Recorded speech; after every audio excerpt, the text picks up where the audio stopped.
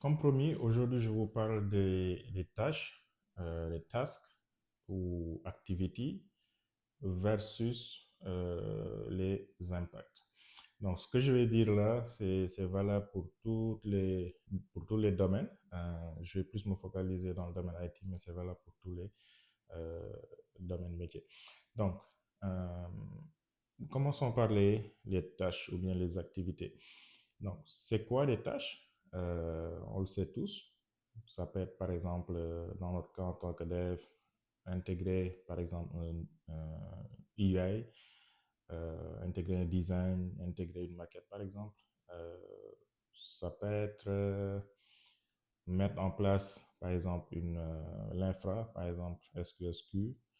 Ça peut être exposer un web service, s'intégrer avec un web service, etc., etc. Donc, tout ça, c'est des tâches. Maintenant, les impacts.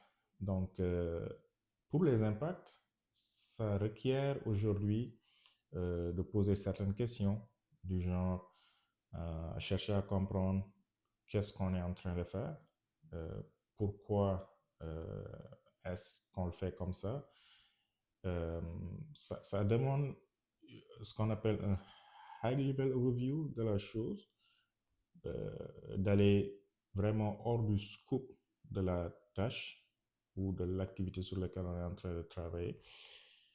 Parce que cette compréhension-là, c'est cette compréhension qui va vous permettre aujourd'hui de pouvoir faire des propositions, ok?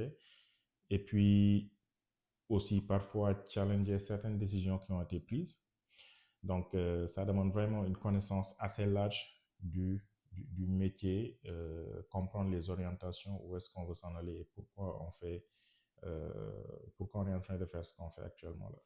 Donc, maintenant, une fois qu'on a cette compréhension-là, là, on est bien placé pour pouvoir faire des recommandations, faire des propositions, des suggestions, challenger certaines décisions. Donc, ça demande vraiment d'aller au-delà. Donc, la plupart des développeurs, moi y compris, je suis passé par là aussi, on se limite juste à exécuter les tâches qu'on nous donne. Parfois, on ne cherche pas à comprendre, OK, parce que peut-être on se dit que il y a un architecte dans l'équipe, donc je ne cherche pas à comprendre l'architecture, OK. Il y a un business analyst dans l'équipe, donc je ne me casse pas la tête à comprendre les requis fonctionnels, etc. et tout, ou bien aller challenger, aller plus loin. Il y a par exemple un testeur dans l'équipe, je ne me charge pas de tester mon application, lui, il va le tester à la place. Il y a un data analyst dans l'équipe, donc je m'occupe pas des données en tant que tel. Il y a un sysadmin dans l'équipe, donc la partie infra, ça ne m'intéresse pas. Il y a un DB admin, la partie données, tout ça ne m'intéresse pas, etc., etc. Donc, même il y a un PO dans l'équipe, je ne m'occupe pas du produit, des besoins, etc., etc.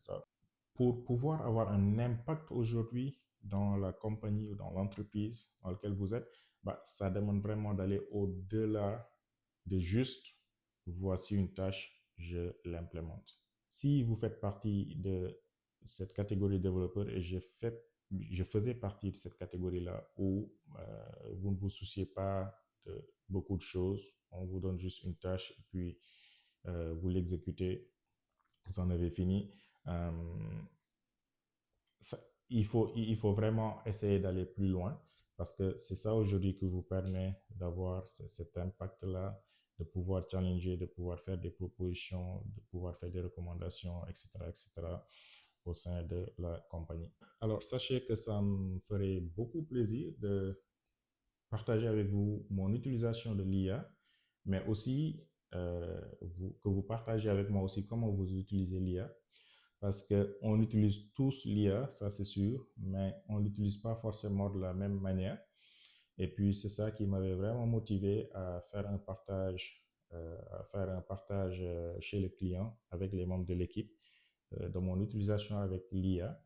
Et je pense que ça a été très apprécié. Ça a généré des initiatives, des interactions, etc., etc. Et puis fin juillet, j'ai une autre présentation à faire en anglais derrière, ça risque d'être le fun, avec ma compagnie CGI, fin juillet. Sachez que ça me ferait très plaisir aussi de partager avec vous comment je l'utilise parce que ça a vraiment un réel impact, mon utilisation de l'IA dans mon travail au quotidien, mais aussi que vous partagez avec moi votre utilisation de l'IA. N'hésitez pas à me contacter si vous êtes intéressé.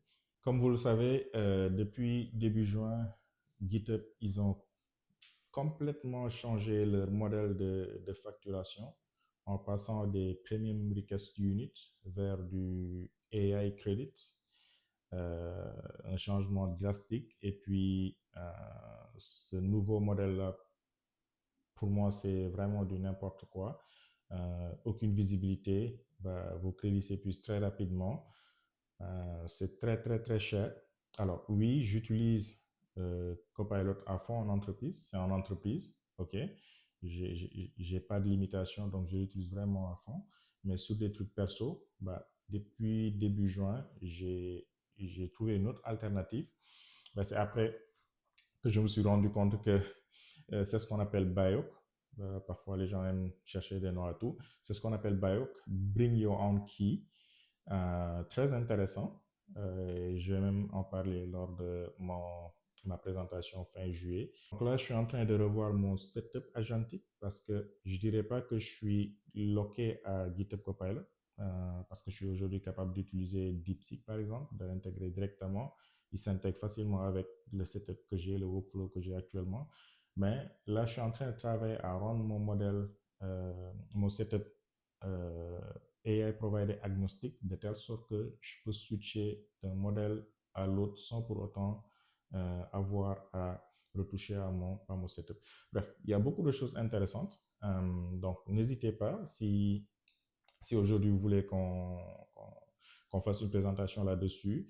Mais aussi, moi, je suis très curieux de voir comment vous utilisez l'IA dans votre quotidien.